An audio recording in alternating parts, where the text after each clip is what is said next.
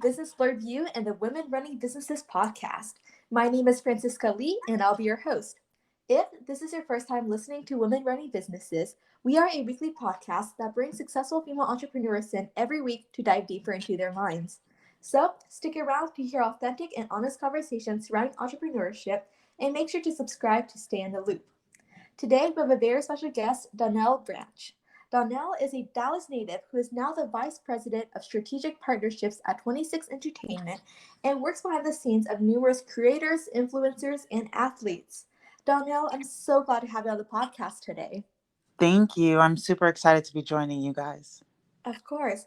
So let's get started with talking about how you got into working with creators. How did that happen? Absolutely. So I knew I always wanted to work in the entertainment space and in sports. So I really just kind of strategically paced myself after college and doing a lot of internships. Eventually, I was able to land in my current position with 26. And, originally we were really working with athletes and in sports and that side of representation. But I really had a passion for entertainment and influencers. So I really was able to kind of introduce this aspect of the business to our team. And from there, we just kind of started growing and going after various creators. And here we are now. That's awesome. So I know you mentioned that 26 Entertainment had to start off with mostly athletes. Yes. What kind of stuff do you guys do now that you've, transitioned a little bit? So we still work with athletes, but we've just kind of broadened our horizons. And so there are more things that fall under our umbrella. So within talent representation, we represent basically anybody with a platform that can be monetized, whether you're an influencer and a creator, work in the entertainment aspect from, actors and actresses or musicians, but also, professional athletes or now even college athletes who can make money off of their name, image, and likeness. But in addition to, we also do a variety of services ranging from brand consulting and talent procurement, helping other brands, secure talent for their campaigns and giving them advice on how they can activate in the influencer market, whether that's, on TikTok or Instagram or, whatever platforms they're really most interested in that works well with their brand and just helping them manage those influencer and talent relationships. Right, that's so cool. And I know, especially with that new rule change, that college athletes, that's a huge talent pool for you guys to start pulling from. Absolutely. I mean, it's such a lucrative space, and I'm so excited that, college athletes and amateur professionals are now have the ability to, monetize off of their name, image, and likeness. It's a really big step in the right direction. Yeah. So how do you usually end up working with these creators? Do they like find you and reach out, or do you guys, or is it the other way around? It's a mix of both, actually. I'm always looking for new talent. That's, a huge part of keeping up with the trends in this space is, staying up to date with which creators or which athletes are on the rise, and who's really taking part of, the most important trends and going for, the talent that brands really want to align with, but also, talent that are, making the right decisions for their brand. And so we have some creators that, reach out to us and hear about the work that we've done, whether that's, friends of our current clients or, people that have just, seen our work. But in addition to, if I see somebody and I'm very interested, along with, my colleagues, we reach out and we go after them and hopefully we sign them. Yeah. How do those conversations tend to go? Is it like, hey, we think we could do some really cool stuff if we partner up. Let's work together? Or is there usually a few more steps between that? It's definitely a few more steps. I wish it was, easier said than done. But, essentially, once I find, the creator, the talent that, we're really interested in working with, we'll reach out to them, whether that's, by text message, email.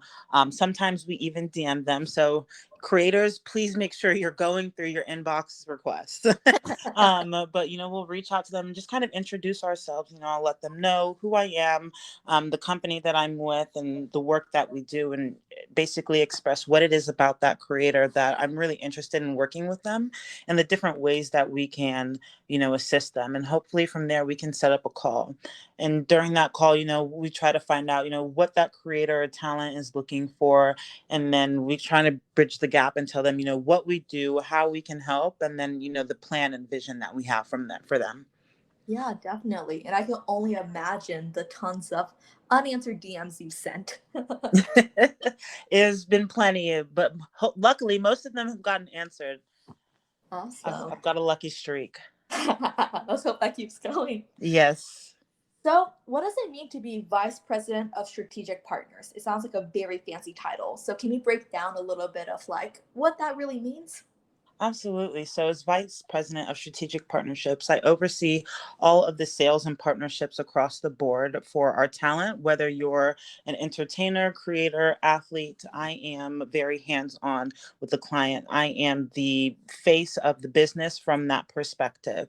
In addition to that, means, overseeing all of the deals that come across the board, negotiating the campaigns for our clients, working with our legal team to make sure the contracts are in place and beneficial for our clients, and just overseeing the campaign and maintaining the relationships with the brands on the client's behalf.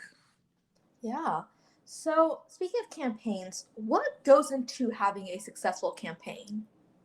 That's a really great question. I think the first and most important thing is authenticity. We like to align our talent with brands that genuinely are authentic with the client's brand. If it's not authentic, the chances are the partnership won't work right out the bat.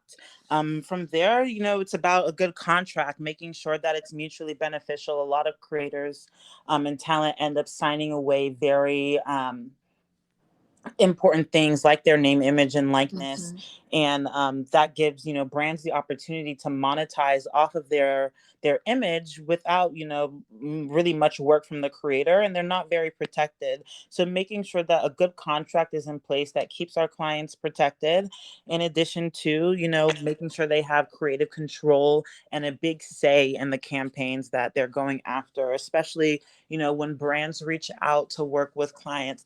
I try to always remind them that the creators whose platform the content is going to live on, and it needs to resonate with their audience in order for it to perform well. And so in order for that to happen, our clients definitely need to have a percentage of creative control in the process and in the content that they're going to make. Outside of that, just making sure everything is done in a timely manner and very high level, and that the brand and the client both enjoy the process and the results of the campaign. Right. I think that's such an important point that you bring up that, the influencer and athlete are really the ones that need to have a little bit more of that creative control, especially nowadays with, so many young influencers. They see like, oh my God, a contract, and they just sign without reading, right? Absolutely. I Okay. mean, and it's really crazy, and I hope that more creators and talent that are listening to this conversation really take their time as they get these opportunities. It can be so exciting, especially as you're up and coming, but it's really important to make sure that you have someone reading over that agreement. And by someone, we don't necessarily mean a parent or a close friend. It really needs to be somebody who has some experience in that field, whether that's an agent, a manager, or a lawyer. Yeah, definitely. Now, I'm not sure if you can share anything about this, but is there an example of a recent campaign that you've worked on? I mean, there's tons of recent campaigns that I've worked on. I just did one with, one of my international clients, Tess Montgomery and Bondi Sands.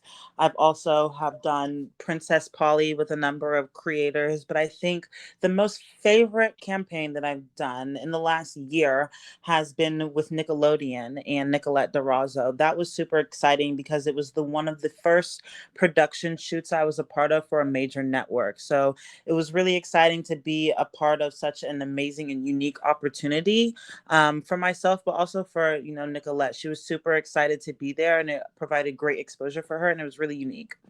Oh my God, yeah, and being so young and being connected to such a large like TV network, that must have been Mhm. so amazing. How did that come about?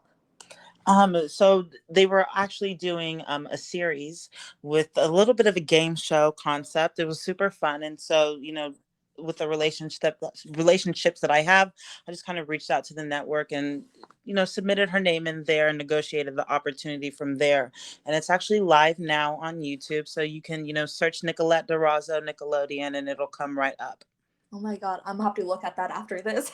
Absolutely, it's a super fun, cute video with her and Presley Hosbach.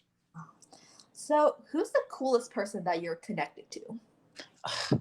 I knew this was going to come up, and unfortunately, I can't drop any exclusive names, but I can say we are very connected with A-list celebrities in the entertainment space and in the sports space, but some really big, very well-known names, absolutely, internationally, I can tell you.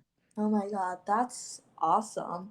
How did that international aspect come into play? Were you primarily working with US based creators and they just happened to branch out, or was that very intentional going into the international sphere? So it actually kind of just happened. I mean, initially we were working with US based creators, and of course, professional athletes have, the possibility of having a very international brand. But, it just kind of happened that one of the creators that, we reached out to and started working with was based in the UK.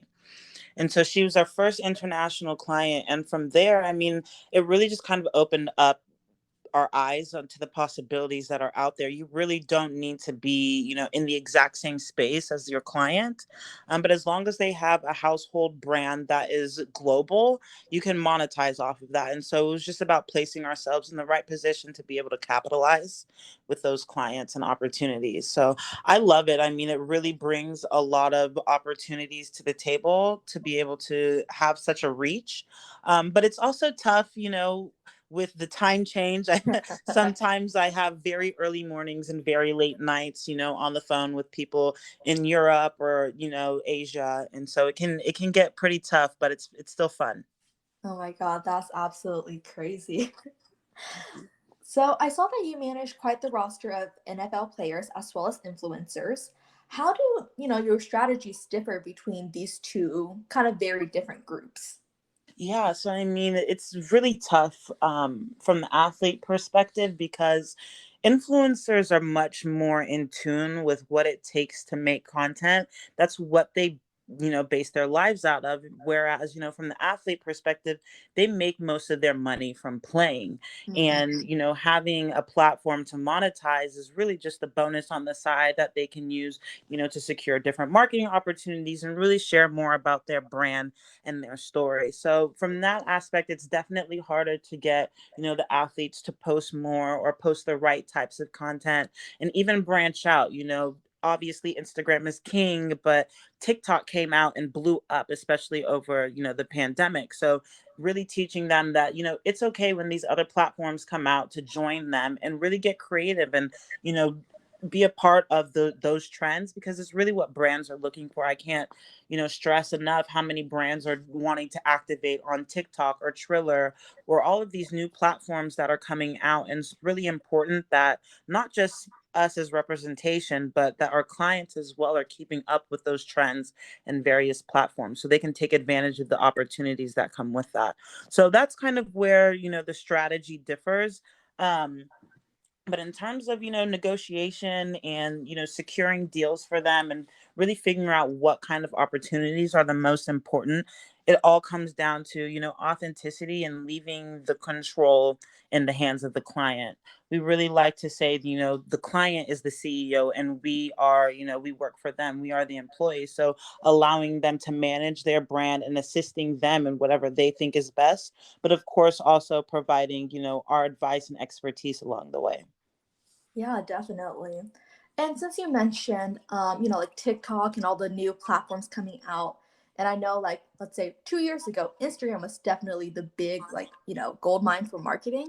How have you Absolutely. seen companies like marketing budgets change with all these new platforms gaining popularity?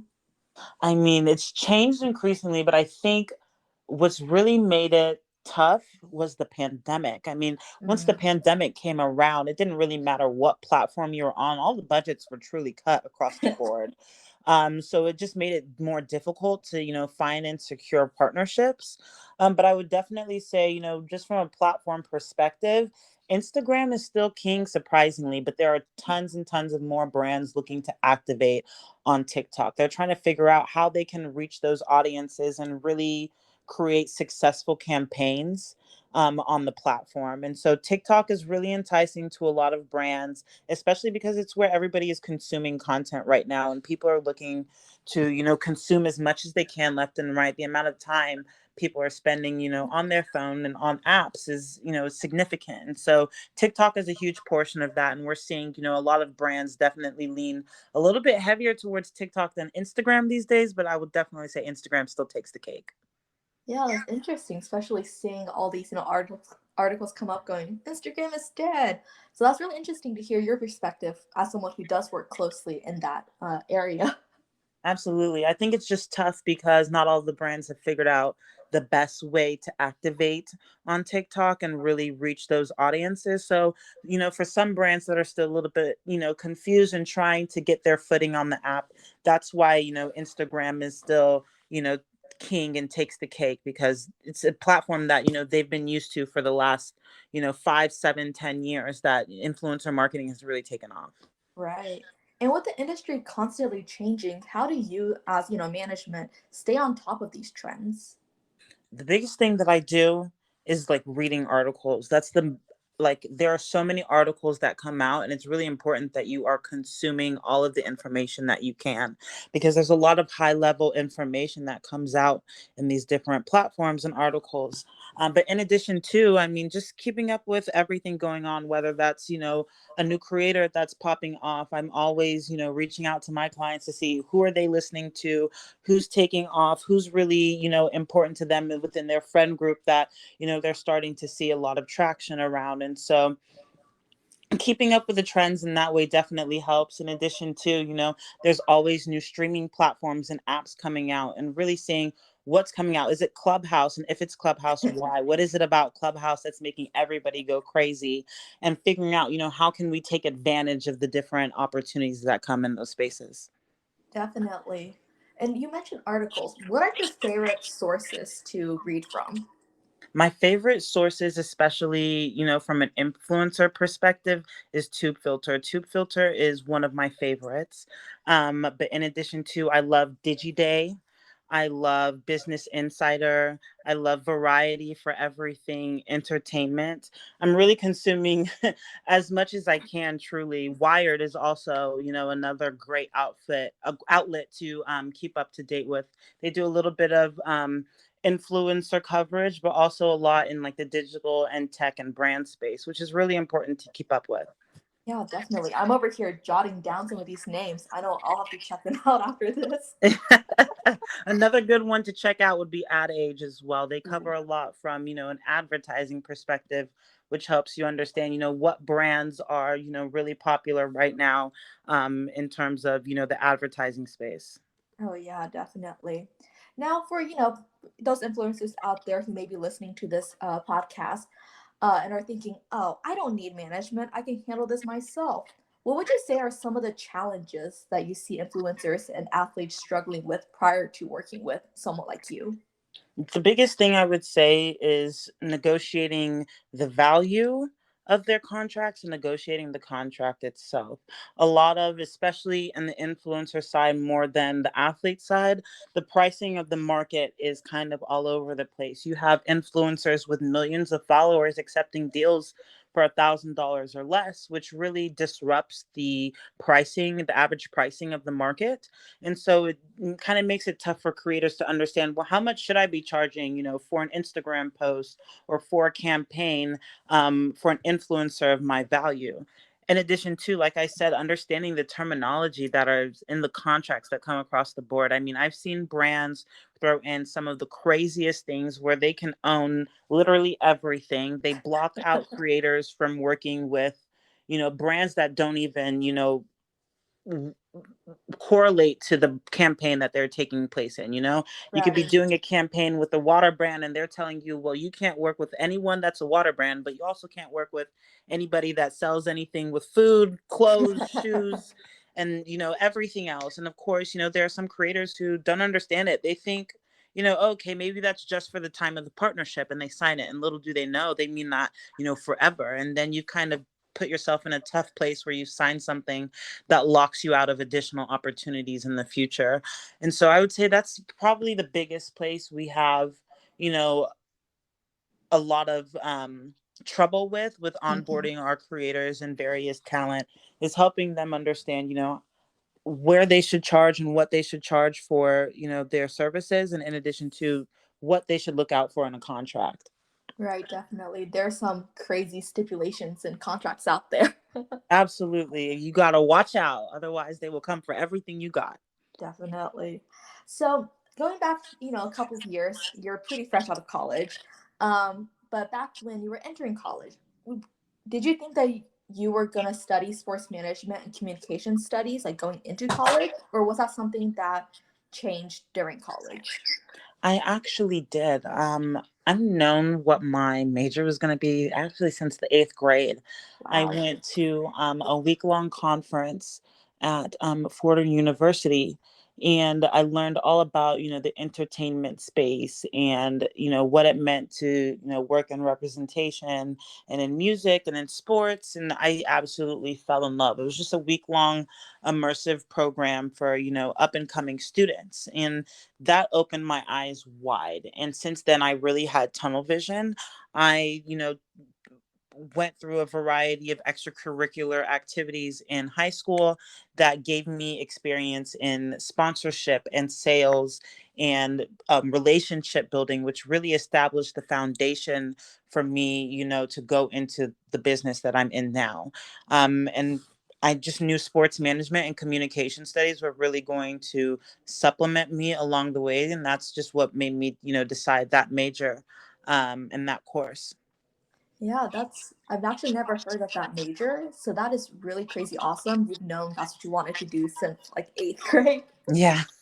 It's pretty unique. Not everybody knows, exactly what they wanted to do.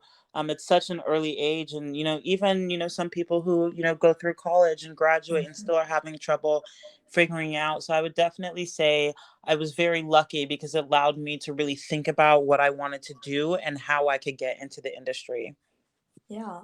And you're from Dallas and then you went to college in Texas. Was it Yes. always the goal to move out to LA after college? I've always been obsessed with LA, but originally it was New York. I don't know what where the change happened.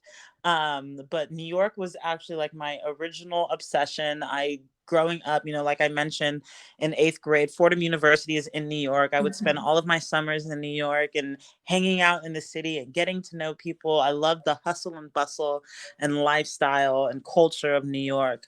But somewhere along the way, I had an internship in LA at Octagon, and I absolutely fell in love.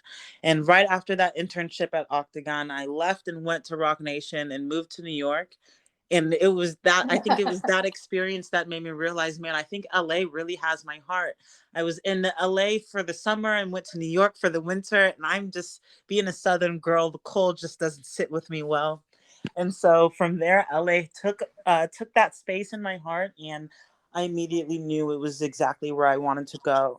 But more importantly, I mean, the majority of the industry is really based, in LA, in Atlanta, in New York, in Miami. So I knew I needed to be in one of those four markets to really capitalize on the industry and get my foot in the door and build myself up to, the place I need to go.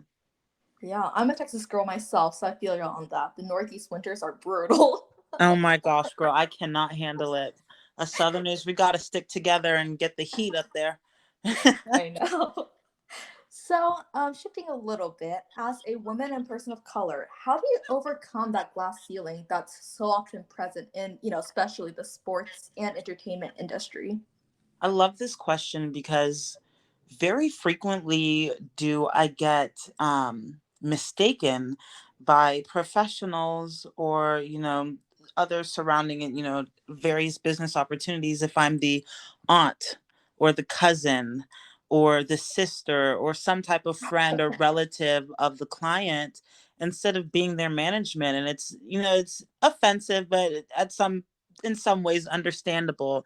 I mean, I think it's just important of really showing publicly that women can kick ass in these positions. Yeah. We are amazing. We can rise to the top and really lead. And so it's all about creating a space and allowing other women to come and have a seat at the table or other people of color to have a seat at the table, which, that was done for me and how I was able to be brought into the business. And so it's really important as I continue to rise up in the ranks, that I bring other people up with me and allow them to have a seat at the table and really show the gifts that they have, because that's the only way that we're going to be able to create a change and the ripple effect in this industry for women. And not just this industry, but all industries across the board. I think, women need to be more respected and more empowered in the line of business. Yeah, definitely. And I love how in the last couple of years, especially, there's been such a increase in that number. So it's kind of awesome seeing that continuously go up. Absolutely. I love the trend. I'm here for it. And I hope it's not a trend. I hope it's something that's here to stay. And we continue to push women to the forefront of conversations and opportunities, because we definitely belong there. Yeah. And networking is such a important thing in your job. What are some networking tips that you can share, like both in entertainment or just in general? One of my favorite tips to give is that you cannot go into every conversation expecting to get something out of it. A lot of people will want to set up conversations with me, and by the end of it, they're looking for an internship or they're looking for a job, and that's really not how it works. It's a relationship-based industry. Even the entire world, that's the way it works, right? You can't always go Mhm. into something expecting to get something out of it, at least immediately. You have to put your work in, put in time, and show value. So it's about really getting to know someone. If you're going to reach out to me and ask for an opportunity, I'm less likely to give it to the person that I've had one conversation with versus the person that's been building with me, checking in with me. I've been checking in on them and really building that relationship over, a period of months or years. In addition to showing value, no matter where you go. A lot of people will go into an opportunity with the mindset of, oh, I want to get X, Y, and Z out of it. Instead, kind of switch your mindset and say, I'm going to go into this and show as much value as I can in X, Y, and Z aspect. Take a look at a situation, assess it from a whole, and see what gaps you can fill in and where you can best be of assistance to, your team or your industry. And from there, you always will reap the benefits. Yeah, definitely. That's such important points that you bring up. Because, like, for myself, especially, I can't tell you the number of internships I've gotten just from people I talked with a couple years ago and stayed in touch. So that's kind of really Absolutely. awesome that you reiterated that. Absolutely. It's all about the right place and the right time. Definitely. And then before we end out this episode, what advice would you give to anyone who's listening, say, an eighth grade girl in, Southern Texas who's aspiring to do what you're doing now? I would just say stay focused and stay the course. Have fun, enjoy your life. There will be plenty of opportunities, but really start to think about what you want to do and where you want to see yourself in the industry. Start to keep up with the trends that are taking place so that way you can have a vision of where things are going by the time you're getting there. That way once you're there, you have the mindset of what's going to be happening in 5 years. It's those conversations of innovation that are going to get you a seat at the table. I love that. And with that, I think that's a great place to end this episode. I know I personally learned a lot about what goes behind the scenes, and I have a list of articles I got to check out after this. So thank you for sharing them. Well, Absolutely. And thank you so much for having me. I really of enjoyed this course. conversation. For our listeners, make sure to tune back in next week for a new episode of Women Running Businesses.